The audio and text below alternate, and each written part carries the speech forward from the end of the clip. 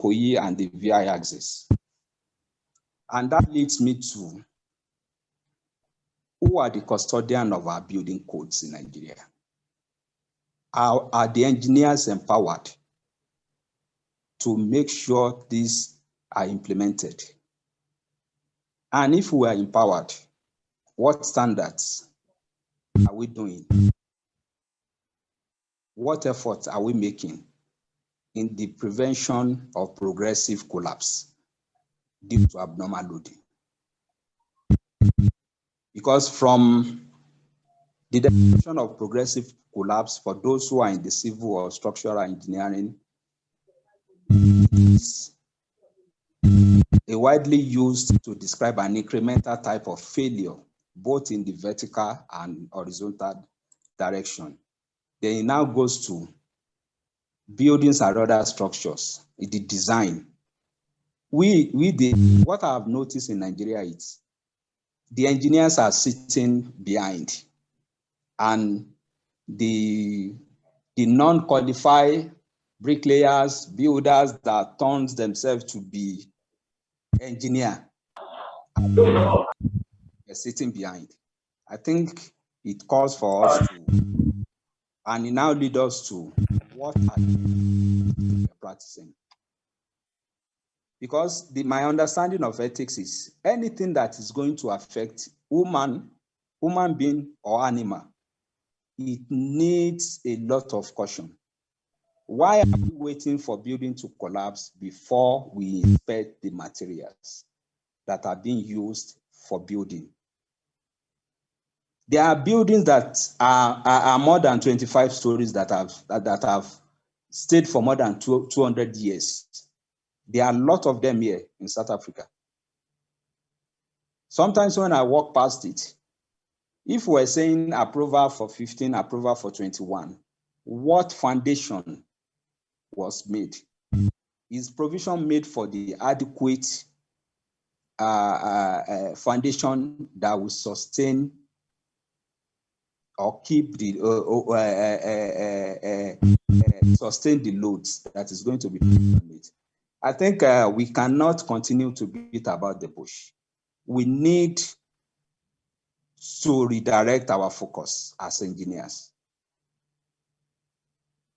And the result of our laid-back approach, because when it comes to government, they come to make a lot of pronouncements.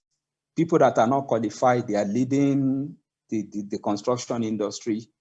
Even unqualified expatriates flood Nigerian systems. Here in South Africa, you cannot practice as a foreigner. The trust is not there. You have to go through different process before you are certain to do some of this. And there is a level of engineering activities you can carry, or you can get yourself involved. I think we need to sit back and redirect our focus as engineering body. Because now it's happening in our lifetime.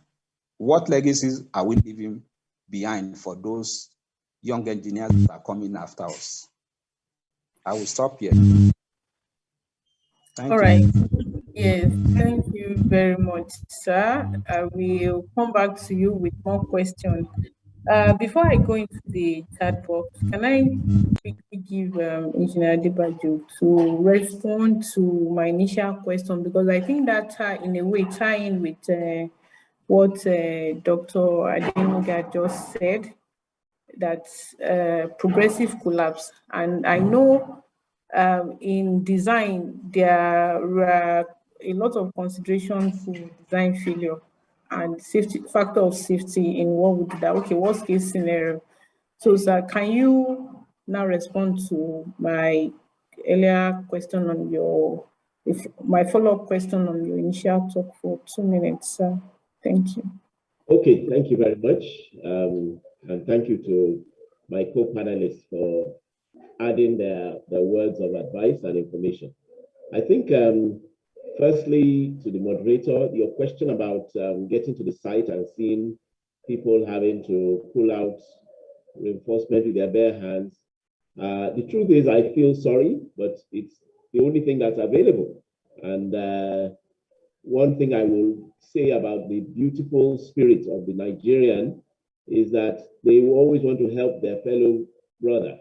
And so you see a lot when something like this happens, they just rush to the scene and they start pulling away. Unfortunately, it's not coordinated. As I said, it can cause more damage, and it also destroys a lot of valuable information. I'm sure most of you know that when there's a plane crash, the site is not tampered with, and more importantly, the black box is searched for frantically. And when it is found, it is like gold because it gives enough clues to what happened. And that bit of information is so, so important. So just getting a bit of information as to how did the structure fall, what happened, etc., is information which unfortunately may already be lost by a lot of uncoordinated drama. Let's just call it that. Everybody shouting, everybody pulling out their mobile phones, etc. So I think there is a lot to be done. We must anticipate it, and the authorities should say they should even go through a drill. Should this happen, this is what has to be done. This is what has to be done. The second question about progressive collapse, etc. Again, I think we will not speculate on how this happened. Those who are investigating will come up with. But again, there are signs, there are signals. But yes, what we want normally as designers, we do not ever expect our buildings to fail. We put safety factors in place so that it will be murder. And I want anybody who is listening to realize that this is not child's play. This in other countries, and I'm sure very soon in this country, if you are found to have done something willfully against the law that has caused people to die, that is murder. It may not be called first-degree murder, but it will be manslaughter by any standards of imagination. So let's take this thing very seriously for what it is. It's how many people's families went, their breadwinner went to work on that fateful Monday, and they are now left without their, whether it's their breadwinner, whether it's even their loved one. So there's a lot of implications that this is not just theory about did somebody come out and who is going to lead who and who is going to do. This is real life disaster. It is a disaster by any standards. So with regard to the issue of progressive collapse, you do try as much as possible to limit the effect of a particular part of the building failing. For instance, if in the 21 stories, you have maybe the equivalent of maybe 4 flats or 2 flats, well, I don't even know, maybe 4 per floor. So if you have something like almost 50 apartments, if one person's kitchen has an accident whereby maybe a gas cylinder pulls out one of the columns or something, you don't expect the entire building to collapse. So you need to make sure that in designing, there is enough robustness to mean that we will be talking about what we will call a partial collapse, not a total collapse. What occurred on Monday is the worst type of collapse possible. It's a total collapse with very little warning, with very little, nothing. I think the survivors had absolutely, who were just lucky. Those who died had no chance. It just came down like what they call it, a pack of cards or a ton of bricks. Boom. And we all saw the effect. So I think that's, I hope that's answered a little bit of what you've asked me. Yes, sir. Thank you very much, sir. Before, I know a lot of people would like to ask questions, and before we also open up to the chat box, there's this question too that I want consultant to answer, or Engineer Adebajo. We have about 5 different built environment professionals on the project. Why is it that every time they keep on accusing engineers Is it only a construction methodology issue, sir? Why is it that whenever there's any collapse, whenever there's any issue, that's related to collapse, that's related to anything damage, they keep on pointing fingers on engineers? What are the roles of other built environment professionals, sir? I will take that and I will allow the other panelists to add. I will say definitely, I will change your word about they accuse them to, they refer to them. And that is the paradox of this. Before collapses occur, the structural engineers, the civil engineers, the mechanical and electrical engineers, they are there, but not necessarily given their pride of place for what they do. When there is a failure, that is when you come to realize the importance of those people's role. So as much as I don't like building collapses at all by any standard, unfortunately, it is situations like this that bring the importance of these roles to the fore. And so you should not be worried when they call. Take, for instance, in the house, maybe you're a medical doctor, nobody even gives you time of day. But what is clear is that the minute maybe their child is now, having a bit of a fit, they start knocking on your door. Your doctor, please come, please come. Sorry, this is what happened, this is what happened. So the reality of it is people don't always recognize your work until it is facing them in the face.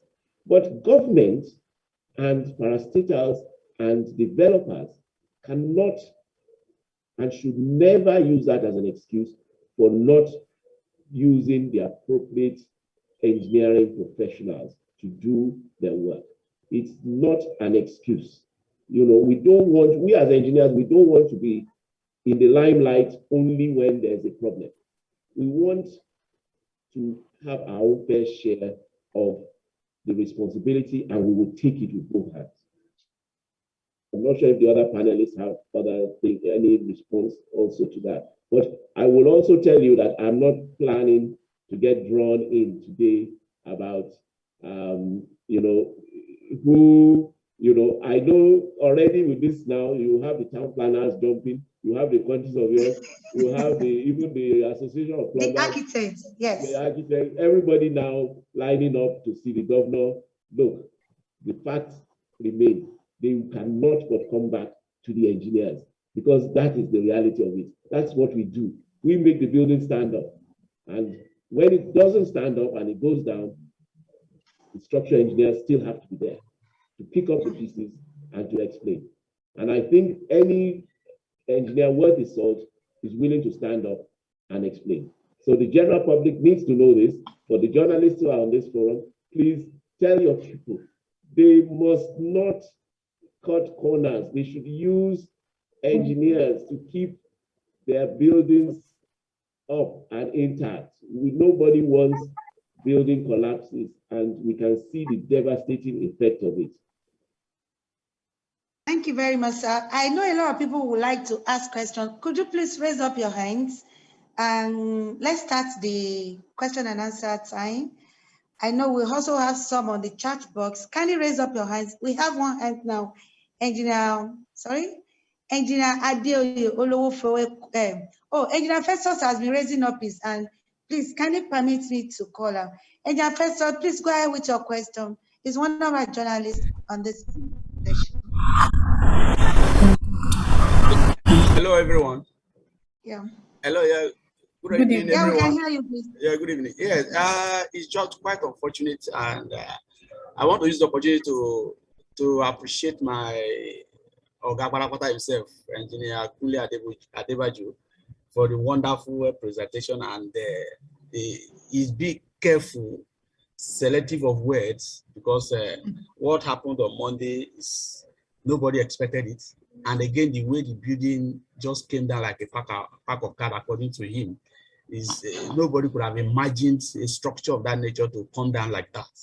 And I have a question to ask, and to ask him, as a structural engineer, because building of that nature, the work of a structural engineer is very, very important. Very, very important in the sense that they are the one that determine the load.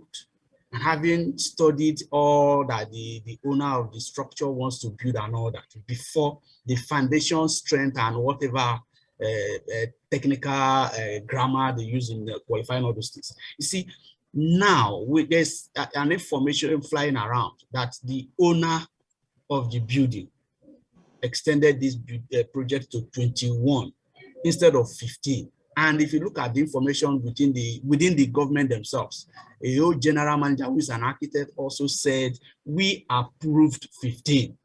And an engineer who is also an engineer, I don't know whether it's a mechanical word, but I know it's an engineer, that is the deputy governor, also coming forth to say what they approved was 21.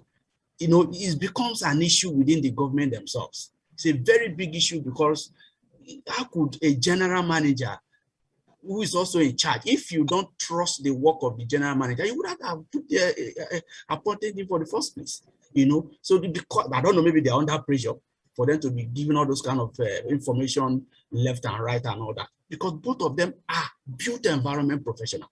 If it is another person that is saying this, that okay, we'll say, oh, maybe he doesn't understand, he doesn't have the technical knowledge and all that. But let's leave that apart. My question is this, sir, what could have been done if one wants to increase his structure of that nature from 15 to 21? What could have been done? Maybe let's know, maybe that was not done. What could have been done as a structural engineer, and I believe we have civil engineers also online? What could have been done? What would have been the advice to the owner of the structure? Say, this is what you would do if you actually want to increase this from this level.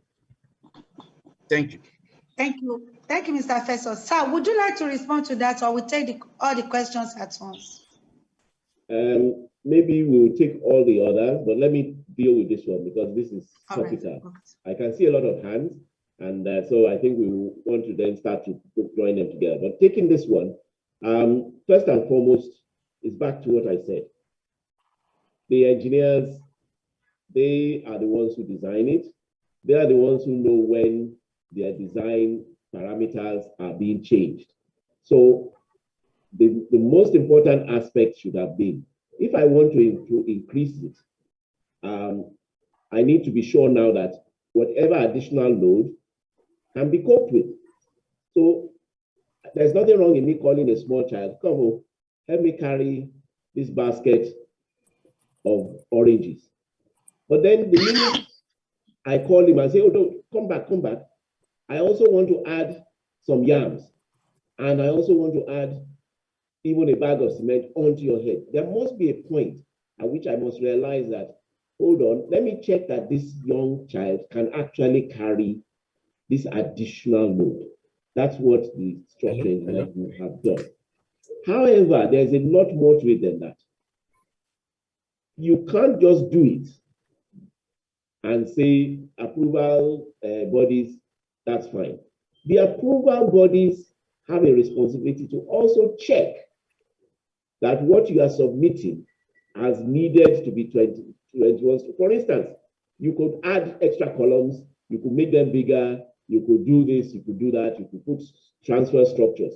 So the authorities, the approval authorities now need to check that, oh, before I gave you approval for 15, now it's 21. Let me see your justification that that extra 6 floors can be coped with. And when I see that you've justified it and you show that, yes, so that boy, he actually has very strong legs, he has eaten today, so on, he can carry the extra yams, I give him the tick. But this is where the problem is.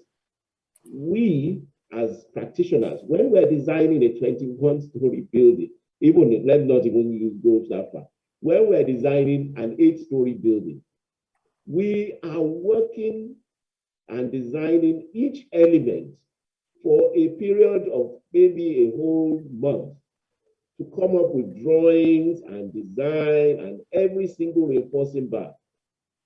The authorities have to check it.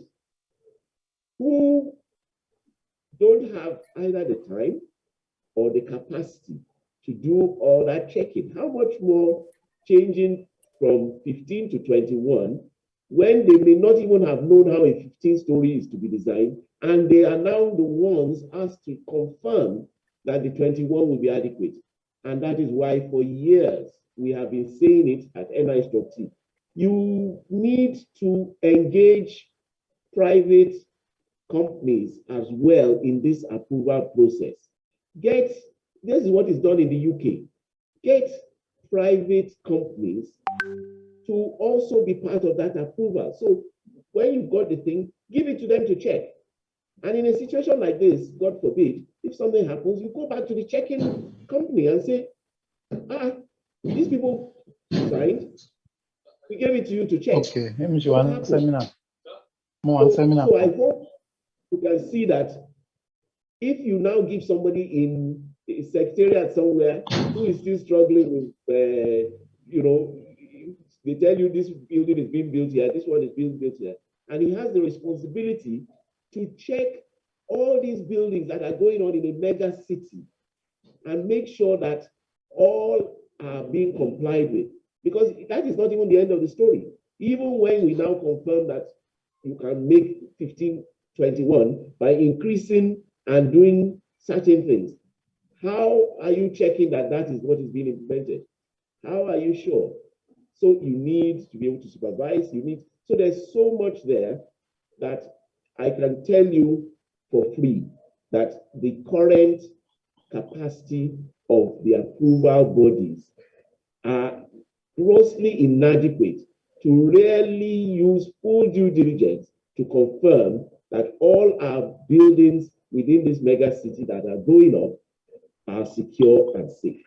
That is a reality, and we need to do something about it. Thank you, sir. Let's go to the, we have a lot of people online. Adeoye Olowofoyeku, sorry if I pronounced it. Olowofoyeku, can you go ahead with your question? 1 minute, please. Yeah, good day, everyone. Can you hear me? Yes, go ahead, sir. Yeah, the area I want to probably talk or ask question about is, I want to say, developer of this project started well. He seek approval for 3 buildings at a minimum of 15 or 14 thereabout, which shows that at the beginning, he passed a level of responsibility to the government, to the professional bodies. Then I begin to ask, did these bodies, government, did they do their role and responsibility to the level expected of? You cannot count 4 of this type of projects in Lagos presently. That is the truth. And if you have this type of project of this magnitude, I begin to ask, how near is the various government agencies, the Lagos State Fiscal Planning Authority, the Lagos State Building Control Agency, the Lagos State Material Testing and Laboratory, and the Lagos Safety Commission? You know, a little digression. Why is it that it's only the GM of labs that has been suspended? They probably spoke first. All the 3 of them should be on suspension. Look, let me also ask, let me come to our own professional body, Koren and NSC. Now, Koren have an ERM in Lagos State. Are they aware that project is going on? NSC, each of the branches in NSC, I know if they have a good picture of that project going on, they will have done a technical visit to them. Lagos has they been there, Ikeja have they been there, Apapa have they been there, and you know that. That means something is wrong somewhere, okay? Then another thing I want to ask, maybe I need to be enlightened. In a project of this magnitude, can the client also be the contractor? Or I want to add, the client is the contractor, is the project manager. Then another thing I want to ask, I'm sorry, quality control. an engineer, when an engineer, a Nigerian engineer, whose company, apart of him being a chartered engineer, let's assume he should anyway, whose company is not registered with Koren, undertake 3 buildings, minimum of about 12 or 14 floors. You know, we need to look at all this. Then another thing I want to ask is that the news in the media is that the engineer withdrew from that project. What role and responsibility did the other consultant, the geotechnical engineer if it's on site, the architect, okay, the MIA engineers, what role did they play when this guy decided to raise that, okay, there's a problem, I'm confused, I have problem, I'm no longer comfortable. The other professional on this side, or are we saying it's not possible they don't have all these other professionals? They may not be fully engaged, but they are there because you can't put off this structure and you don't have a bit of these people. What were their roles? Okay, and I also want to ask that presently we have the Lagos State government setting up a panel. When are we having the Koren panel? When are we having either the joint panel of Koren and NSC or the individual panel of Koren and NSC on this investigation? Okay, these are some of the things that comes to my mind. Okay, I don't want to go into what caused the collapse because 20 seconds, sir. Yeah, because Zero's investigation needs to go on, and maybe probably there'll be another discourse if people need to organize after we have an idea of what actually caused the collapse, so that we all can learn from this. So there's a lot wrong going on. Thank you very much, sir. Yeah, thank you. My name is Adeoye. I'm a fellow of the Nigerian Society of Friends. Thank you. Welcome, sir. So we got the second person, Andrew Adade. Can you go ahead with your question? 30 seconds, please. Andrew, are you there? Okay, Rashid Adewi. Can you go ahead with your question, sir? Rashid Adewi. Is Rashid Adewi there? Yes, I'm with you. Sorry? Yeah, good evening. Yeah. Hello, is this? Okay. Hello? Yes, go ahead with your question, please. 30 seconds, please. All right, thank you very much. Yeah, I just want to ask a question concerning the professionals, because I've had 2 different persons telling me. The first person said when they got there, they look at the project board, but the architect on the project could not be identified, the same thing as a civil engineer. And another person even told me that there was no quantity surveyor on the project. And I'm wondering if that is the case actually, then we shouldn't be too much surprised about what happened. So how true is that?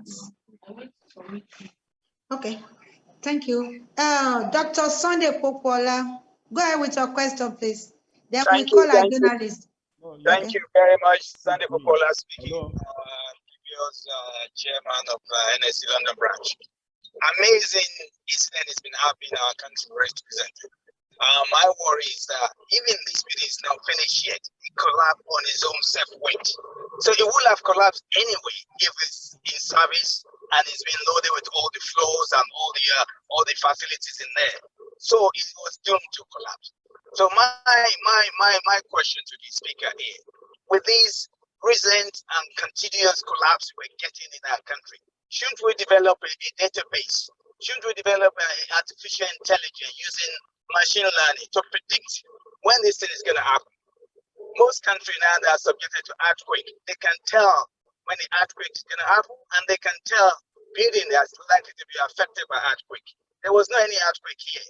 So shouldn't we start thinking of, digital way of finding out when this thing is going to happen, and we'll start preventing it and preventing life? Thank you. Thank you very much, sir. So, okay, let me call the journalist. Well, one of our journalists here is there too. Mrs. Grace Alegba. She is from News Agency of Nigeria. Grace Alega, can you go ahead with your question, please? Thank you, my engineer. I'm happy to be on this panel, now on this webinar. I want to ask the presenter, the Dr. Adebajo, he spoke about previous efforts during his tenure to encourage the use of sniffer dogs. Now, this use of sniffer dogs, what should be done to ensure they are actually introduced in the system? Because in the first place, it is wrong for people to be trapped underground. Then in the process of rescue, you decapitate their bodies and bring them out in bits and pieces. What is the Nigerian Institution of Structural Engineers doing, and all your professional association, to ensure the dignity, at least for the dead, that people are not brought out decapitated, and some survivors, I believe the equipment will even kill them and bring their bodies out decapitated. Now the lead speaker also spoke about inadequate manpower on the side of the government. What should be done? Because this issue of inadequate manpower to supervise the approvals and all the things going on site has been on ground for long. Enough of talking. Your associations, you have been talking for too long of inadequate manpower, inadequate this, inadequate that. All the professional bodies, are you helpless? Can't you put yourselves together and tell government what to do? Tell government the right thing to do. Those are my questions for now, ma'am. Thank you very much, Ms. Grace Alegas. Sir, would you like to respond to all the questions? Or we still have about 3 people raising up their hands. But would you like to respond to this, especially the one from the journalist? This agency I of suggest Nigeria. maybe you split the question for Dr. Lola and Engineer Polaniwa to take, since we're talking on past effort as well. And NICE has been very actively involved in this. So maybe you split them for them to take. Yeah, okay. Yes, I think, moderator, you're right. But the only thing I think is today we're not coming under any box now. This is serious business. We pulled out dead people. We mustn't have this again. So I'm just going to, the bits I can say, I will say. Let's not, I don't want to even bring in the hats of NICE, NIST, NIQS. I think the key thing now is let's talk as engineers amongst ourselves and let's get it appropriate. So I will just answer my bit and I will pass to the others. I think Andrew Adade, you talked about not being able to see which consultants, you heard maybe no QS, etc. Actually, I think whilst that is probably a fact, it's not really so much of the issue. I think the issue which you've identified is that looking at that, and again, I'm deliberately not commenting specifically, but when you see a notice board where you see the developer is the contractor and you see very few participants, it's basically a direct labor type approach of procurement. And I will stand again to say that you cannot be doing direct labor for a 21-story building. You cannot. That's the reality. Yes, bring the people together. Yes, give beautiful interviews saying that you know how to build buildings. But this is the very result of all that. If you want to be as proud and as confident about being able to put up buildings, in other countries, there is a lot more put together. It is not just that, oh, I'm very good, I can source finance, I can do cheap, I can build in the cheapest possible way. So that's what the answer to your question is truly, when you look at the board and you see who are the participants and you don't see recognized names for a 21-story building, then there's a problem. And I think the authorities also have a lot to answer. They have a lot to answer, not about whether it was approved or was not approved or whatever, but you can approve a dog flying to the moon, but that is not going to get that dog to the moon. So we really must be serious about this thing. And it's about time we call things for what they are. My brother, Sunday Pukola, you asked about database to predict. I will only say, do you want to be able to predict it happening, or do you want it not to happen? I think the chances are you don't want it to happen. So I think what is really needed, yes, we must have our database to be able to understand exactly why, but we must, to a large extent, stop this happening. Enough is enough. From the journalist, I was surprised at your question where you said, okay, with the sniffer dog one, I think you were asking when the NIC, I don't know if you are expecting NIC or NICE to be the ones with the sniffer dogs. The answer is no. It should be the authorities. And equally, when you said, inadequate manpower, and you pointed at the professional bodies, it's not the professional bodies are the ones who have been shouting long and hard that the approving authorities are not able to check properly. They're not able to implement, and they need greater manpower. But we know it won't happen. So everybody knows about PPP. You work together with the private sector, work with the private companies, structural engineers, let them take on this role, and everybody works together.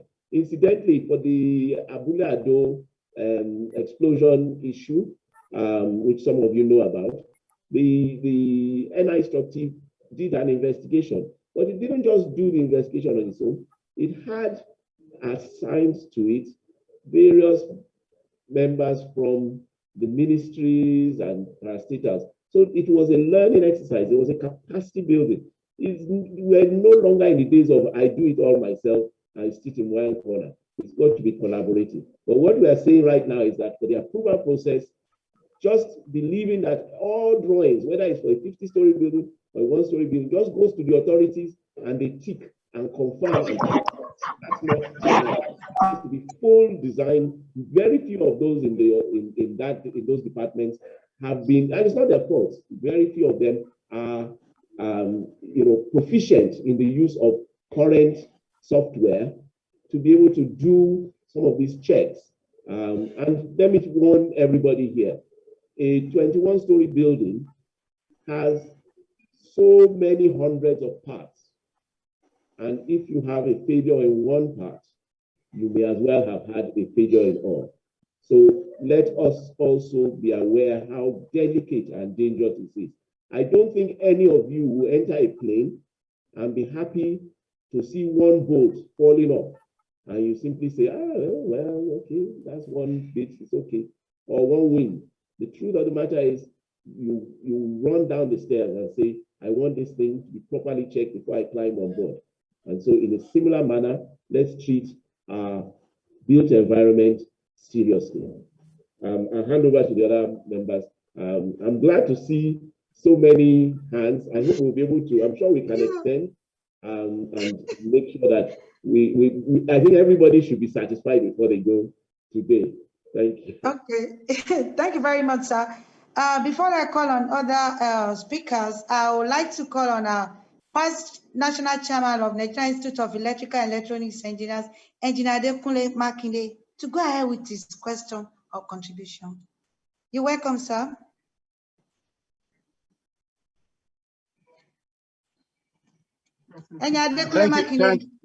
Thank you so very much, powerful technical secretary. I want to appreciate you and our prof, of course. Like I think I can freely call him Professor Kunle Adebajo, not just Engineer Kunle Adebajo now. I mean, listening to the quality of the discourse here this evening, and of course, I want to appreciate the leadership of the branch as well for the efforts. I mean, for the platform for us to have this kind of discourse, which is quite revealing and eye-opening. Honestly, for me, just like I put on the chat room, there are so many questions begging for answers. You know, 1,000,001 questions here and there. What manner, what quality, what are the qualities even of the materials that are being used on the site? What about the professionals there? What about the ERM? And I think honestly, our ERM should move from the level of, a barking dog to that of a dog that can bite, not just to threaten, but for the punitive measures, being meted out to defaulters. You see, my heart bleeds looking at some of these very gory videos, people being brought out in pieces and in piecemeals, and it's so horrible. I mean, these are preventable. And of course, we all cannot, completely exonerate ourselves. I have my own part to play. You have your own part to play. The government also have their own parts to play. So when are we going to move? Yeah, I know current, if we talk about it now, we say, okay, current is not even empowered enough. Current, the personnel is not enough. Of course, and many other, questions have been raised there, but there are so many questions begging for answers.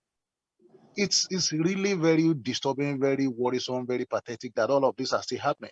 And I want to believe that out of this, of course we do this many a times, but it's very worrisome, honestly, that at the end of the day, how do we move from the level of, discourse to implementing, not even just to backing now, but to biting, so that when people are scapegoats, we make scapegoats of people, of individuals, of organizations, then they will learn.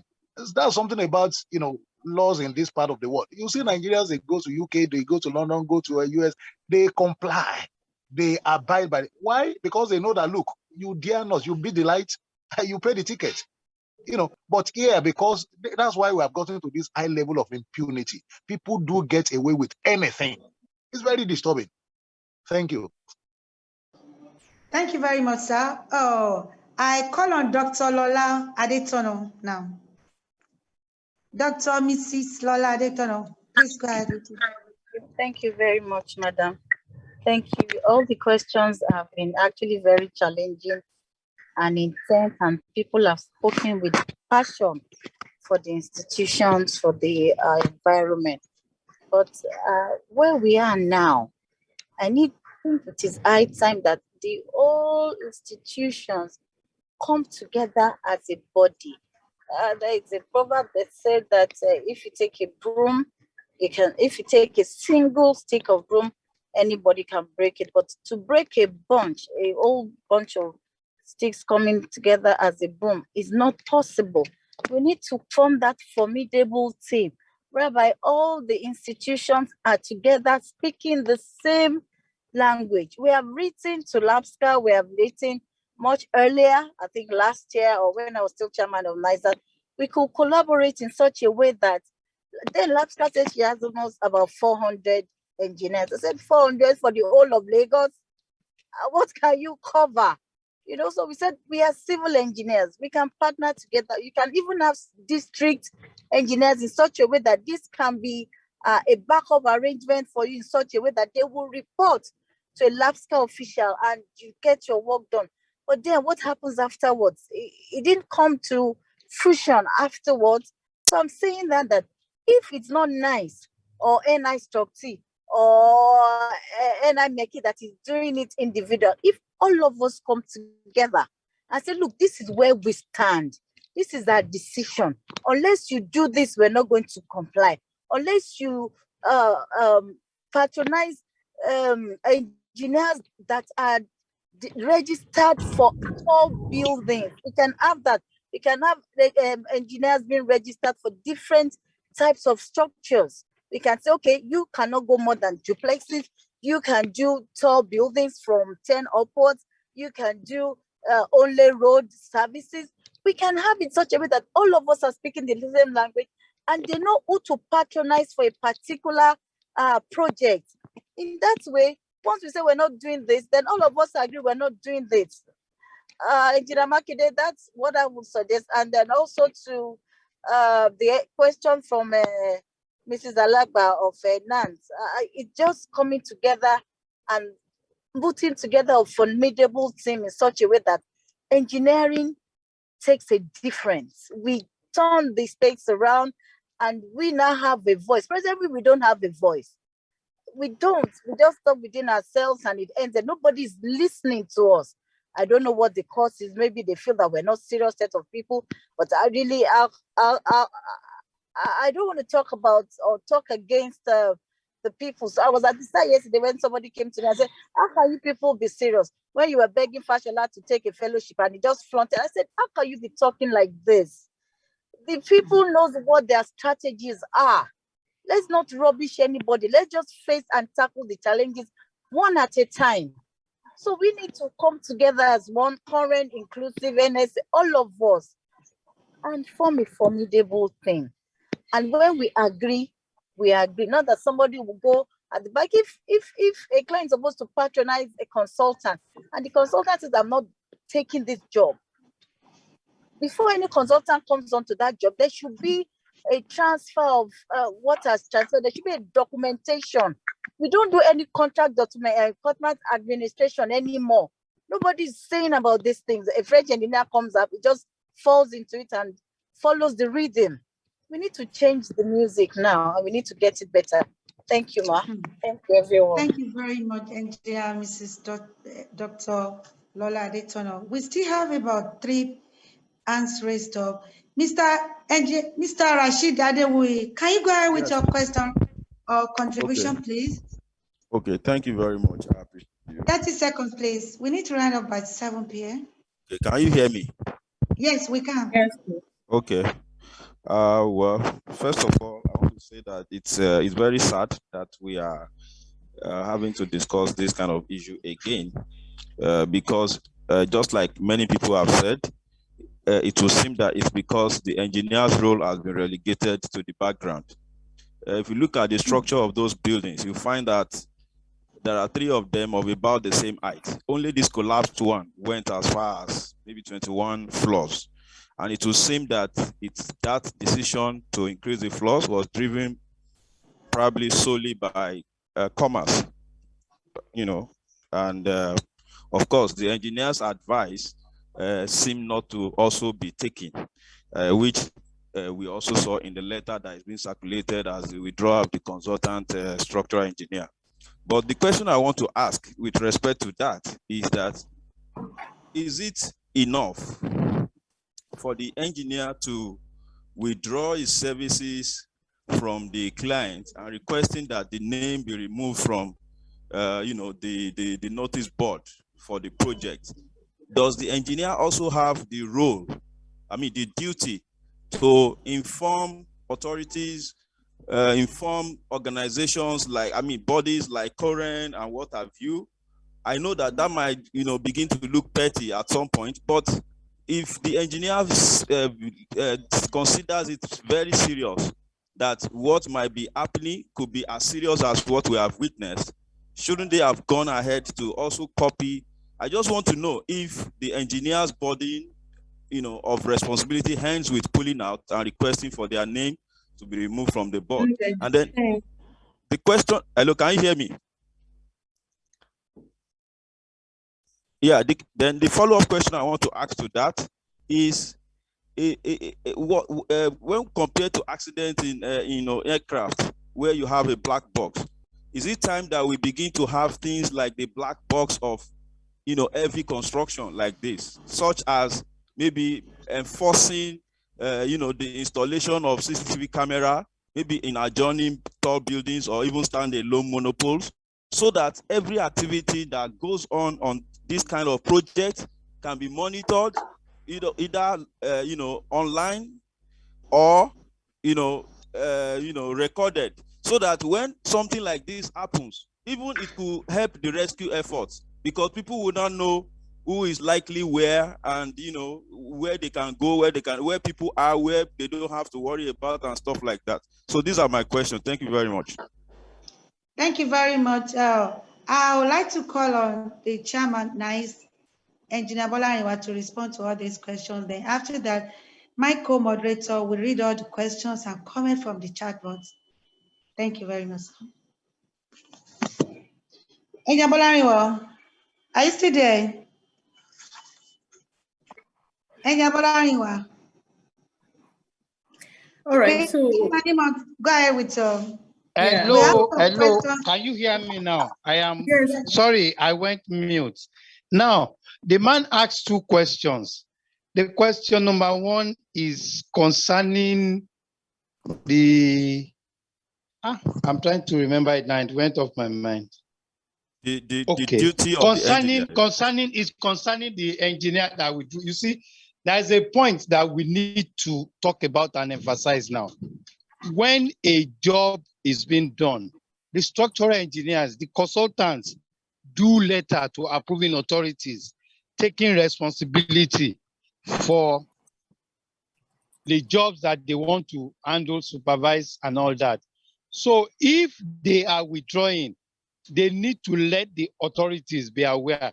Because if there is no letter to the authorities, how would they exonerate themselves? It's just like me giving you my word now that I'm going to ensure that Mr. A goes to school. And at a stage, I now withdraw without letting you know. If you don't know, if Mr. A does not go to school, you can hold me liable. So it is not just writing a letter that is the issue, because a mandate, an undertaking was given to the approving authorities. So likewise, when you are withdrawing from such, they ought to be aware. That is just one thing that we need to know. Then on the second point of talking about something like we have black box in the airplane, that we need something like CCTV. If a building collapses, the CCTV system will collapse with it. The issue is that we as engineers who are consulting and working on a job, we need to be more vigilant. We don't need to be negligent. There is one thing that is certain. This structure did not just collapse suddenly. As we have discussed, there have been a progressive signs of distress. But because I am negligent, I would not know. Let me give you an example. The jobs I handle, when I come in the morning, the first thing is I go around to see if there is anything anywhere so that it could be addressed. But when we are negligent, when we don't show concerns, then when there are some things to be done, and we all look at it that, yes, it is all of us, somebody else will handle it, instead of me raising a red flag immediately. I'm sure some people will have seen one or two signs of distress in this structure, but they were neglecting it. They were not saying anything about it. And at the end of the day, the structure collapsed. We now have fatalities. So that is just it. We all need to be very vigilant. Everybody has one thing or the other to contribute. Not just, you see, many stories are flying about. And I went there to work 1 week. When I saw the way things are, I left the place. What did you do after that? Yeah. You didn't do anything. So you are negligent. That means you contributed to the accident. So that is just it. Most of us don't show concerns where we are supposed to show concerns. All right. Thank you very much, sir. I want to seek our indulgence. We might push a bit further than 7 o'clock. We have a lot of questions in the chat box. And of course, we have past national chairman of NICE, in the person of Engineer Dr. Tunde Olatunji. He's also a past chairman of this great branch. We want to call on you, sir. Then I also saw one of our panelists and up earlier, Engineer Dr. Lukorede. I don't know, maybe you want to make your comment now, or is being superseded.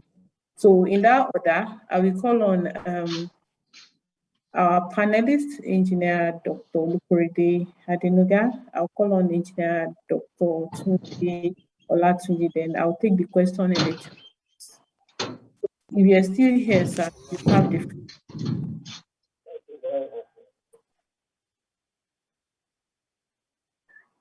In Olatunji, you can go ahead. Adenuga Korede Adenuga, if you still want to speak, you can let me know. So in now, Dr. Tunde Olatunji, please, 2 minutes will be very great. Thank you. Yes, very much for accommodating.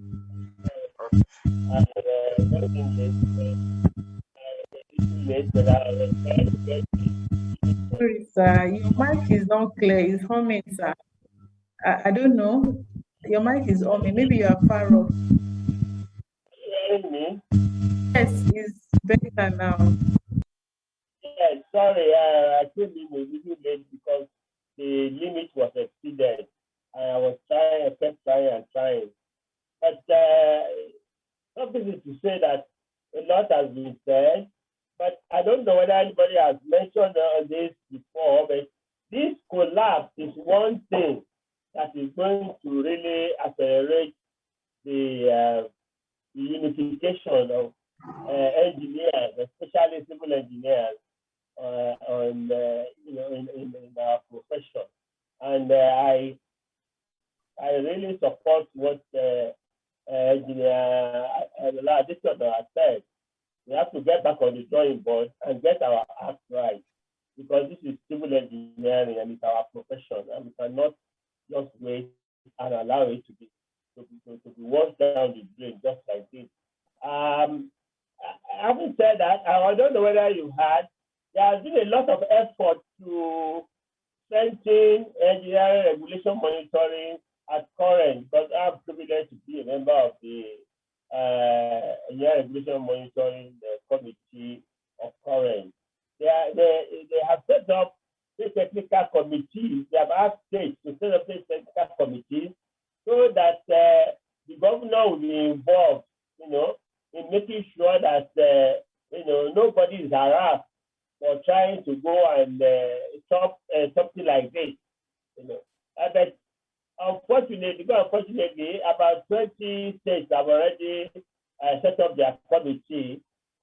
Lagos has not set up its own. I don't know what has been delaying, but we are trying to make some effort. But it's not done. This is very important, because I heard that there was a time the GM of NAPCA tried to visit that site, and it was chased back by guns and all kinds of things. So that is hope for regulation for now. So there is a regulation in current council on the practice of structural engineering, which is very, very critical to what has happened now. And as long as that is passed, we all have to comply to ensure that we fully take charge of our profession. It cannot be overemphasized. In the civil engineering community, we must really be strong. We must really come together to be strong and have a strong code of ethics and code of conduct that will always bring out these things before it gets to this level.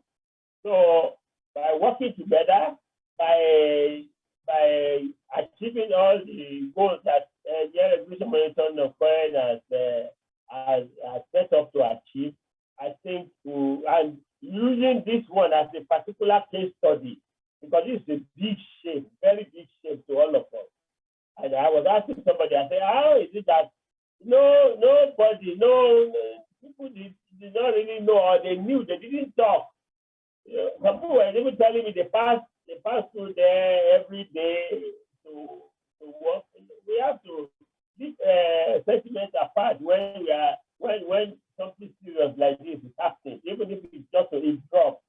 Thank you very much. I appreciate this opportunity to talk.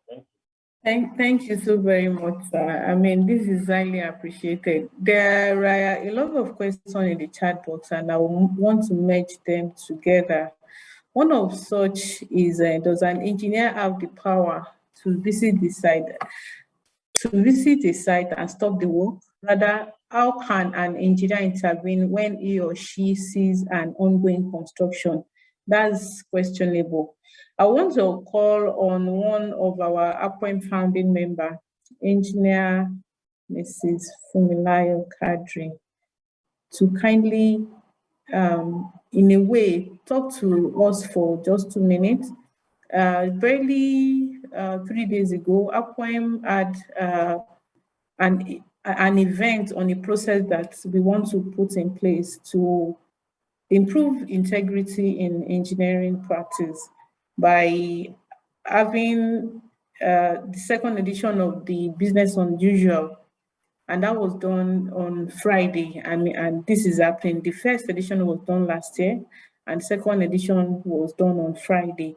I mean, I understand it's a process, but I want her to talk to us about this. And there is also another chat box that is also related to this. And the question talks about whistleblowing. And then there is another one about conscience. Let me just quickly rush to that.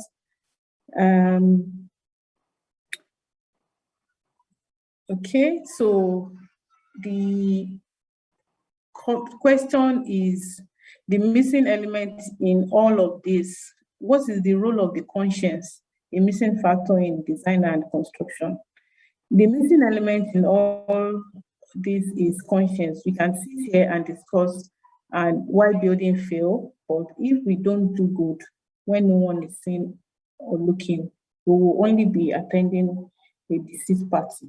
So a lot of people have said so much about the need to collaborate, the need to work with other professionals. I know NICE has not been working in silo, NSCK has not been working in silo, and that's why for some of our events, you see people, other professionals coming to talk to us, doctor coming to talk to us because we don't work in silo.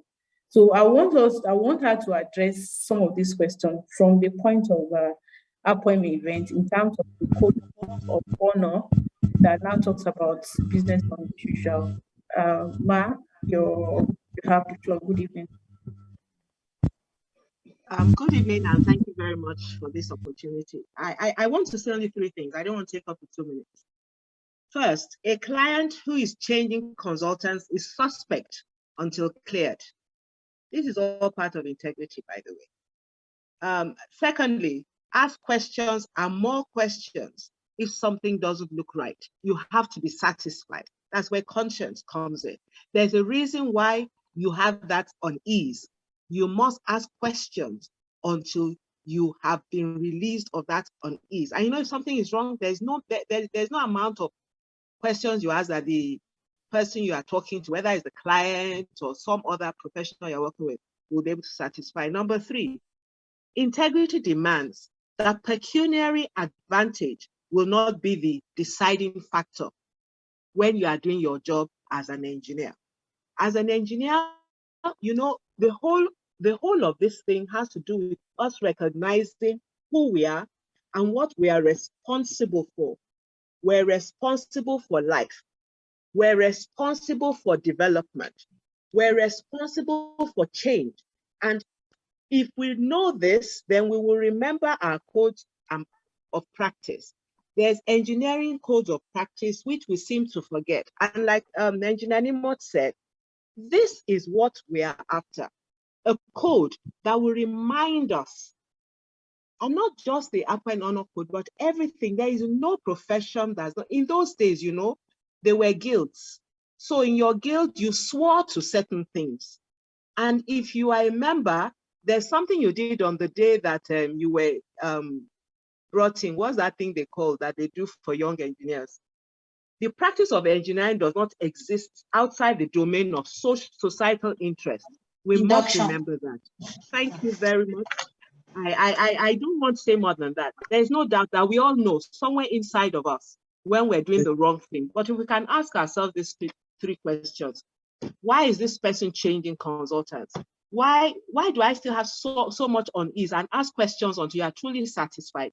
And remember, do not allow pecuniary advantage to be the deciding factor when you are doing your work, whether you are in government or you are in private or whatever it is. And I said I agreed with a number of things that Engineer Adebayo said. I put my agreement with him in the chat box. There is no way, except we're dreaming, that one person, even if you have 10 people in one location that is overseeing all the projects there, they cannot inspect and qualify the designs of structures. I'm not a structural, I'm an electrical engineer, but we have to do that as well. But I'm not sure that is even done. And that you can explain that's why there are fires. But fires we can put down to an electrician. But when it comes to structures like this, when a builder who is not registered with current, somebody saw that. What did that person do? Who is responsible for that? I don't want to do any, what's it called? Blame. It is not about blames. This is how do we move beyond this? It is in our own attitude to our work and our recognition that we're responsible to society to keep them safe, to make them comfortable. Anybody, make them comfortable and make life better for them. Thank you very much. God bless you. Yeah, thank you very much, man. That was quite apt. I want us to really manage our time. We should be rounding up, and by 7:30, we just draw the curtain if or not we'll finish. I want to ask two questions, and I'm going to throw it open to our panelists. In the chat box, there are questions about technology. I know one of the technology in quotes that civil engineer uses is admixture, and that's fasting the rate of setting, make construction faster. What is the contribution of this to building collapse? I'm going to just keep that aside. I'll call engineer, I think I saw engineer Mrs. Temtayo Okunore earlier. Do you still want to ask a question, Ma? Okay, so I moved to Engineer Olukorede. I can see if you are here, sir, or Ma, please ask your question.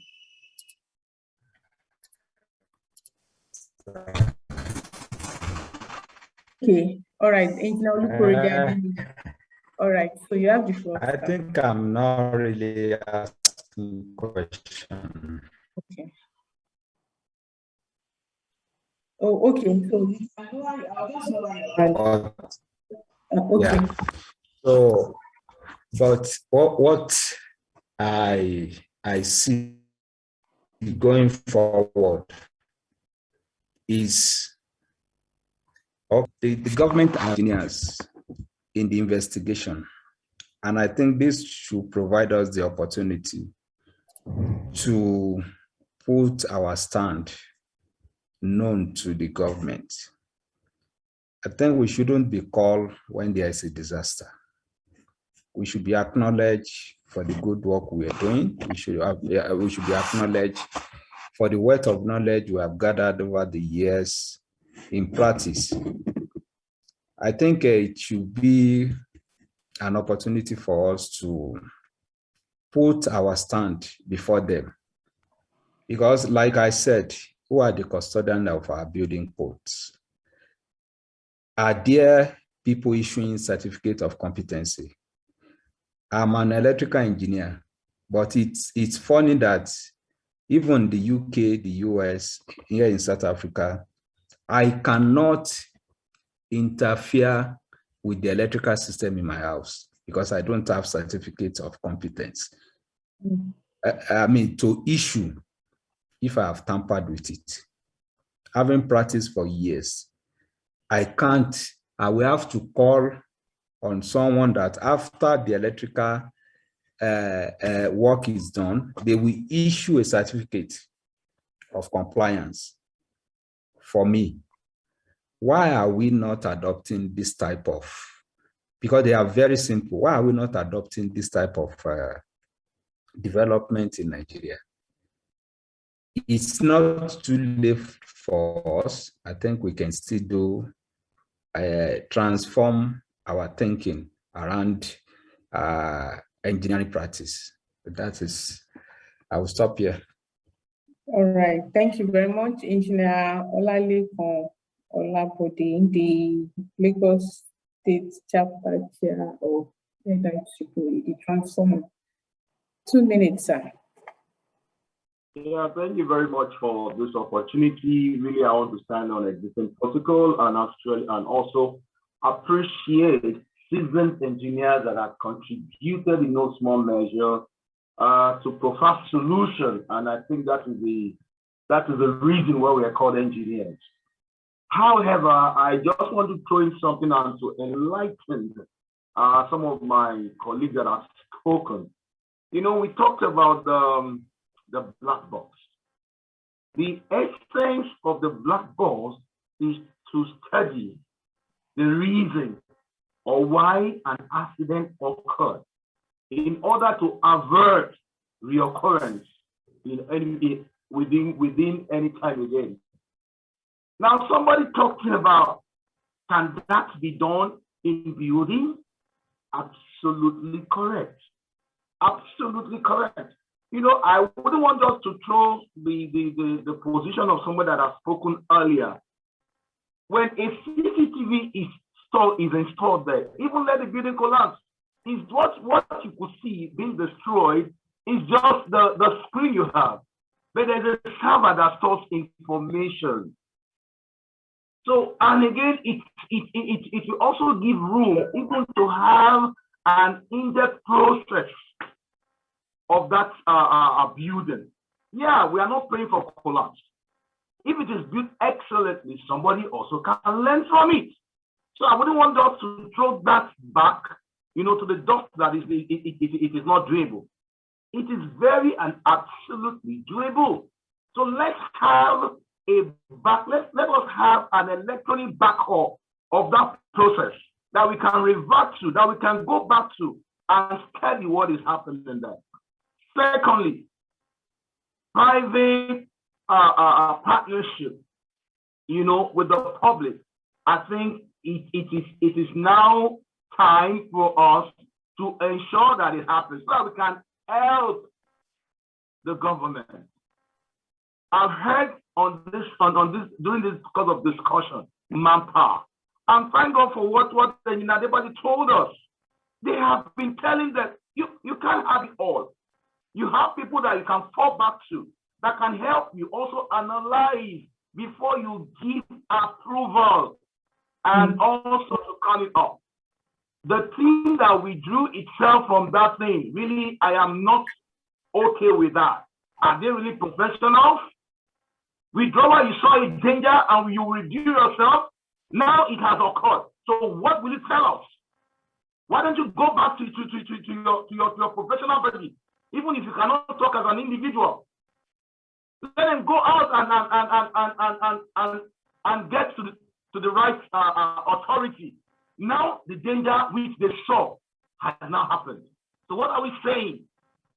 What are we saying? My heart is bleeding when I listen to things like this. Yeah, it's very understandable, Engineer Lapodi. Thank you very much for that passionate comments. I mean, we are all in disarray. Thank you very much. Can I call on there is a hand raised up, Akim iPhone. Can you please rename so that we can address you appropriately? Akim iPhone. I think he has already typed the question in the chat box. Do we have H&S Commission in Nigeria? Health and Safety Commission executives in UK are well experienced and are probably have built environment. Hello, this is the engineer Akim here. All right, that's 2 minutes. Thank you. My question is it's been read out. Is Health and Safety Commission? And I'm asking that question because they're saying they don't know the number of people who were on site. In the UK, I live and practice in the UK. In the UK, on every construction site, we have health and safety people coming in to check projects. And at the same time, people going inside the construction site and coming out have to register their name. So you know the number of people that are in there. So that is the reason for my question. And in such a collapse like this in the UK, the health and safety will take over. They will close the site, they take over.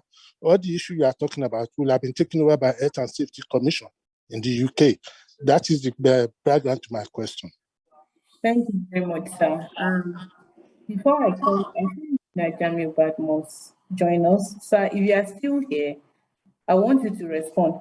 But I can authoritatively tell you that Arab Nigeria, we do that a lot. If I'm going to a project that my company is working on and I'm not properly kitted, I'm not allowed in. And at the beginning of the project, we have various processes that our engineers sign off. Not the core engineering process. We have the HSC, various procedures, we have the quality control. and some checks that needs to be done. So there are still excuse me, can I come back? That's not what I'm talking about. You know, the Health and Safety Commission we have in the UK, they have teeth. They will take you to court. They close the site. They do all these things. So it's not, that is not whether you have the health and safety equipment, wares and whatever. It's not what I'm talking about. No, the site, once they were talking about the site before that, it was a contractor or a consultant left the site. The health and safety will have come in from that point. Yes, I know, sir. That's why I call on Engineer Jamiu Badmus, that he is a safety professional, he's an engineer, but practice very well in the HSC field. That's why I want him to respond. But I'm not sure he's no longer here. There is Lagos State Health and Safety Commission. I mean, he will be able to talk more about it because I'm not an expert in that area. So Engineer Jamiu Badmus, I mean, I would really want to have your view here if you're still here. Else, sir, the Lagos State Safety Commission is just for us to now go and check and see what their role has been in this regard. And I hope that answers your question, sir. So, Engineer Lola Dayton is a safety practitioner. Okay, so I'll come back to you, Engineer Lola. Please, Olukorede Adenike, I might not be Adenuga. Apollo. Okay, the hand is down. I will be taking Engineer Wale Olaoluwa Woye. Please, sir, last contribution. I'll just run through the chat box. Well, all right. Thank you very much. My name is Engineer Wale Olaoluwa. I am the General Secretary NSC Abeokuta branch, although I'm speaking currently from England. Right. Yeah. This is my worry. When that incident happened, shortly after that, we saw this letter from GERRARD or whatever, disclaiming or saying that they are not part of it, they've withdrawn their services. Very good. That's what we are talking about now. We are in a way celebrating it. I have a problem with that letter. That letter did not show that it was received. A lot of people have asked me as an engineer, they've said, oh, are you sure that letter wasn't cooked after the incident happened? Yeah. My worry is this. I'm not saying that the letter is not, it was cooked. I'm not saying that. But I think we need to also encourage ourselves as professionals on the need to do things correctly. This is a big project handled by big companies, handled by GERRARD, which I believe is a very big company and has a lot of standards. What about the smaller jobs that we as engineers, many of us on this platform might not be working in those big companies. We might be practicing in our local areas. I mean, how much of these the norms do we know, or are we practicing as engineers? I think it's an opportunity for us. It's an eye-opener for us as engineers. When we are doing things, let us do the best practices. Let us carry. If we are pulling out, let's pull out officially. If we are coming in, let's come in officially. Lawyers have a way of doing this. Doctors and other professions, but engineers, I think it is time for us to use this opportunity to encourage our younger ones, or the developing or the growing engineers. That's just my it's a source of worry to me, but I feel that the best thing we can do is just to encourage upcoming ones that we should take note of this to do things correctly. Thank you very much. Thank you very much, Mr. Adewoye. We have to come to the end of today's session, which is just to discuss on the building collapse phenomenon. I want to appreciate all the speakers, right from our daddy, Engineer Kunle Adebajo, Engineer Wale Olani, Engineer Mrs. Lola, Engineer Olukorede Adenuga. Please, kindly mute your mic, please. We appreciate you for your time, for your contribution, and also would like to appreciate all our elders here, all our mommies and daddies, the past chairman of Niger Society of Engineers, even all the chairmen that are here today. We appreciate you for your time. all the ESCO members. We say thank you all and the participants. But before we call it a night, I would like our lay speaker to just wrap up the whole section in 2 minutes on how to avert all this building collapse and how to move from the discourse to implementation. Thank you, Engineer Kunle Adebajo. Can you wrap up the section for us, sir? Thank you very much On how to avoid the building collapse and moving from all this discourse to implementation. Yes, ma'am. Thank you very much indeed. I think it's been a very worthwhile session. I must say the level of interaction has been second to none. I'm very proud of our engineering community. In fact, I stand bold to say that if the country was in the hands of those of us engineers, I'm sure we'd be in a much better place. But that's for another day. I will just use the opportunity to make single statement comments to some people who have made comments. I think they've been very, very useful. Engineer Wale Onaluwoye, he is correct in talking about best practice. We need to pull up our game. And that's not just in even the engineering world, in this country. Everything in Nigeria has some form of K-leg. It's just a problem.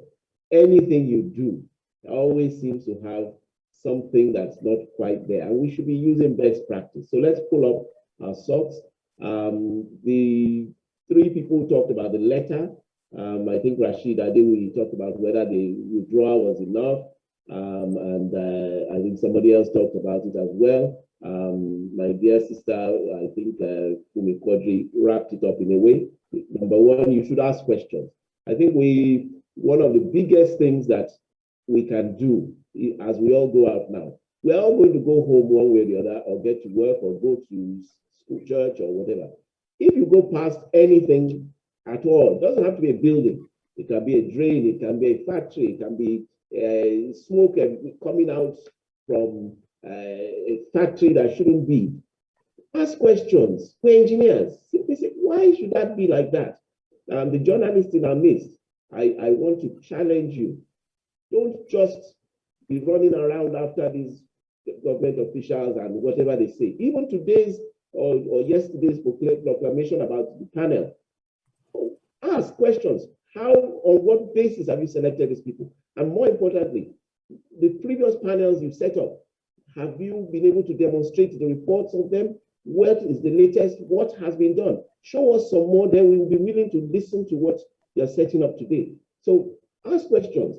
When we talk of integrity, and I will hold very much dear to what Engineer Quadri said, integrity is not just about corruption and money, not taking bribes.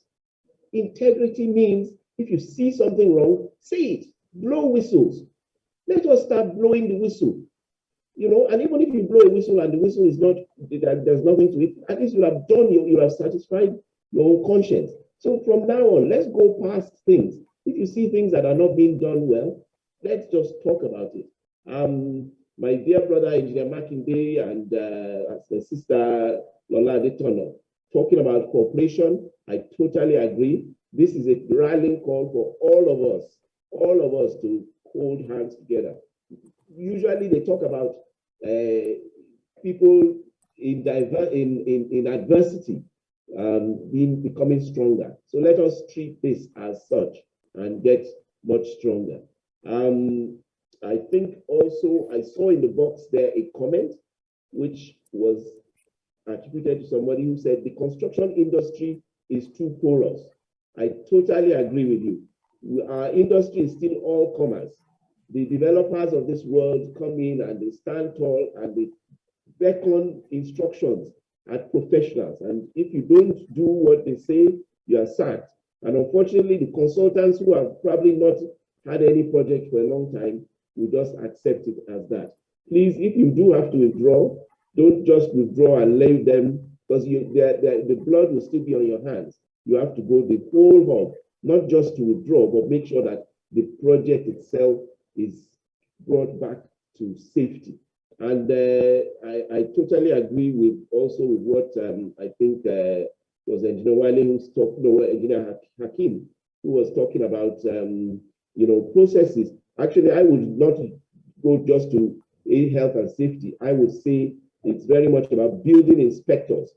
We must have proper building inspectors who are going from site to site, not to collect a gunje, not to collect bribes, but to go in there, and when you see something, cooperate with them, not to close down, not to say, we notice this is an unsafe practice. Please let's correct it. Oh, we notice this. Helping constructively. That's very, very, very important. So I would sum up by saying this is not the end. This is actually very much the beginning. Some of us thought we had got a bit beyond this point, but be it as it may, this is a sad time for all of us concerned, but we will advance from it. Let us not allow us to forget all this. Somebody's actually sent me a message saying Nigerians have a very, very, very poor memory, and that within another 2 weeks, we'll be talking about something else. Let us not let that happen. Let's keep this on the forefront and make sure that we don't ever have it happen again. It's an embarrassment to Nigeria as a country. It's embarrassment even to the African continent. It's certainly an embarrassment to the built environment, and of course to us engineers. We shouldn't let it happen. Even if we are not involved, we must make sure we are. So I would like to say thank you so much to everyone. There's been so much in there. Somebody also in the chat box was talking about maybe a communique. I think it's a good idea to at least jot a few points down. This recording, I hope, will be made available as well. The journalists in our midst start to get this message across. It's not just glossy pictures and selling magazines alone. You need to make sure that we make a difference. And by God's grace, we'll make a difference. Kudos to this wonderful Ikeja branch for making a difference. Thank you so much, everybody. Have a wonderful night. Over back to you, my very dear Technical Secretary. Thank you so much, Daddy. In fact, we really appreciate your time. You are always there for us. And to the house, I want to let you know that Engineer Kunle Adebajo is also the technical advisor of technical and professional development of NSC Ikeja branch. So we don't expect the less from you, sir. We appreciate you for your time. We know that anytime we call you, you are always there to support the engineering family. And to all the speakers, to Engineer Bolariwa, my sister Engineer Lola, it was last night I called her, and she said she was going to do. And I quite appreciate you. And Engineer Dr. Olukorede, thank you so much, sir, for your time. I know we still have another session with you next week. We appreciate you all. We appreciate all our participants, all our mommies, Mommy Kadri, Mrs. Makidipe. We can't mention her. Everyone, we have people outside this country, and I've heard a lot from Nigerian engineers. You can see that Nigerian engineers are good. So don't look down on us. We know the right thing to do. It's just that it's because of the station we find ourselves. But we promise you that Nigerian engineers will always make you proud. Just be rest assured of that. We appreciate you all for your time. Now we've come to the end of this session. And before we go, we started with prayer and we're going to end with prayer. So let's take the second standard of national anthem for it now. Can we all go? Oh God of creation, guide and lead us right. Help us to know, to love and honesty to grow, and living just and true. Make love to IKOI, to build a nation where peace and justice reign. Thank you all. We appreciate you. Wish you a pleasant night. Feel free to unmute. Now it's time to network. Whenever you come to any webinar like this, after the whole session, you unmute. Who knows? The president might be amongst us, the governor is there. So feel free now to mute your mic and video and network. Engineer Kunle Adebajo is still going to be here. You're free to talk to him. Engineer Lola is there. Engineer Kunle is in South Africa. He's a lecturer there. He's a researcher. So you need to connect with him. Do you have anything to do in South Africa? Now, this is an opportunity for you. Then we have our Lagos State nice chairman online too. You're free to discuss with him. He will be here chatting to you. We have Mrs. Kadri, and Mrs. Kadri is also a consultant. So you can see that women are doing well. So unmute now for a few minutes, maybe like 10 to 15 minutes before we close the whole Zoom. So we still have about 65 online. Unmute now, let's start chatting. We are done with today's webinar. We look forward to seeing you next week. And also don't forget that we have our monthly meeting tomorrow. So thank you all. Bye. But we're all here. If you have anything to say, now you are free to say. Mrs. Grace Alegba, News Agency of Nigeria. We appreciate you. I know by the time you bring out the news, please. Thank you, ma. Do something and say something. What you have seen this night, what you have heard tonight. So say something good about engineers. Well say done. something about engineers. You are truly you are truly the branch to beat, the Ikeja branch. Let me start calling all the names. So I appreciate you. My friend engineer Sheombolaji. Thank you.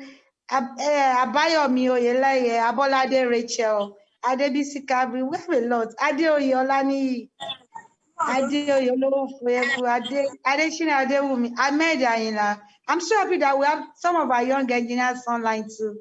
So feel free. This is an opportunity for you to network with your seniors. My co-moderator, Engineer Mili, thank you for your time. I appreciate you always. My sister. So, Dr. Pokola, thank you. Unmute now, Dr. Pokola. How's UK? What's going on? My chairman. Thank you very much. Amazing moderation of this session. You've done very well. We are really proud of you. I think we have to bring you to London sometime to come moderate our session. Thank you very much, sir. We still even have our past chairman here. Hey, Engineer Mark Adekunle. Sir, unmute and talk to your young engineers, your colleagues here, sir. Let them see your face. Interact with them, sir. Engineer Femi Jacobs, our one and only chairman, NIPPE Lagos chapter, Engineer Olalekan Labode. Thank you, Engineer Wale. Engineer Tinoke, just a word for you. You are doing well. I'm not mimicking anybody anyway. Well done. My props, Engineer Debajo. We always appreciate you, sir. Thank you very much, sir. You are very welcome. Very beautiful. My mommy is even here. Angela Ole Aishida. Hey, please can you unmute and say hi to us? Angela Ole Aishida, we are still here, ma'am. You always like dragging me. Thank you so much. Yes, at last. It's been an honor being with everybody. Thank you. Thank you, ma. Well done, their branch. That's the branch to be. Yes, that's branch to. Thank you, ma. My chair, Pataki. Sorry that I didn't take your question. No, you are our mommy.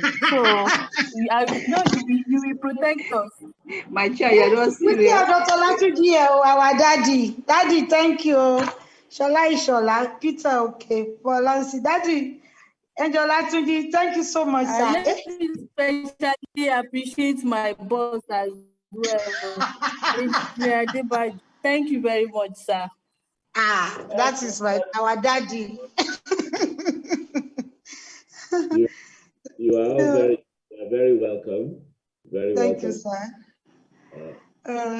Angela Femi Jacobs, all the technical and professional development team. Angela Oladuni John and others. Thank you all. Ashiru. Thank you, madam. Thank you. Thank you for your time, always. No other branch of the NSC like it. We should sing it. He's a 32nd branch of the NSC is a branch to man. Building available engineering culture, dedicated to bring out the best and to nurture the best of the best. The second to none is Ikeja brand.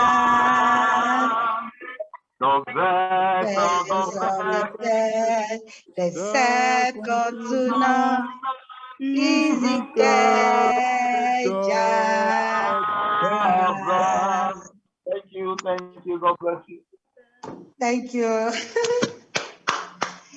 God, thank you so much. Thank you. Fatherland Group, Faloye, Mayowa. Thank you all. Iwayemi Lekan, Michelle, Moshood Amadu, Mohamed Yusuf. Recording stopped. Nasir Sherif, Oluwafemi Ajayi, Olugbenga Damilola, Falansim. Thank you all.